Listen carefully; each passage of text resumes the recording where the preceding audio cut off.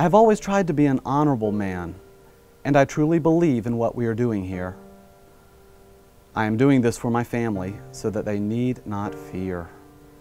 My country so that it can be a beacon of light for the entire world. The men around me because no one could ask for a more august company than the men of the U.S. Armed Forces. In 2009, Marine Captain Matthew Freeman married his childhood sweetheart, Teresa Hess.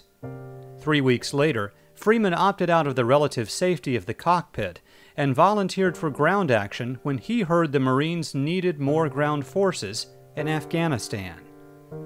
1 week after arriving in the war zone, he saw something that led him to call his mother and described their situation to me and told me that they would rather have pens and paper than food and water. That painted a very vivid picture for me. Would you please start a collection and send them to me? 2 days later, Matthew Freeman was killed in action. Forging meaning and a sense of purpose from the ashes of her grief, Lisa Freeman created the Matthew Freeman Project, Pens and Paper for Peace. It is the vision of the Matthew Freeman Project to go into those classrooms in that part of the world and teach something other than hatred and hopelessness.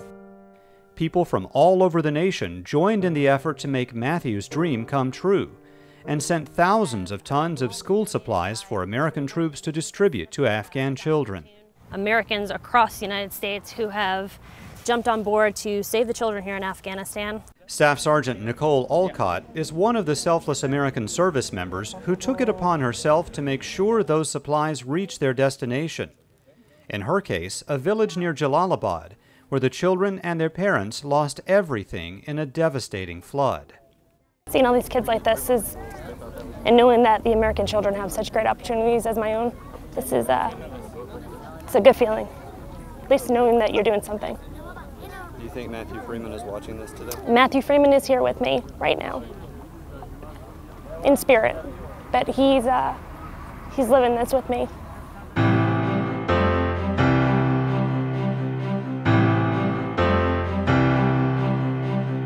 The story continues in other schools and villages throughout the war zone, places like the northern Afghan village of Shor Tapa, where soldiers from a Germany-based military engineering battalion delivered approximately 100 pounds of supplies to the local school. The principal, shown a picture of Matthew Freeman, was so moved he personally thanked Lisa and said he hoped that one day his country would be peaceful enough for her to visit. That hit home for me because being a teacher, I knew exactly what he was saying when you can change the lives of children. This generosity has a less obvious but equally important purpose, helping to convince the Afghan people that American and Allied troops are there to help. It comes down to human beings helping other human beings have better lives, and that's what our soldiers are doing over there. Brian Calkins is the first recipient of a scholarship given in Matthew Freeman's name.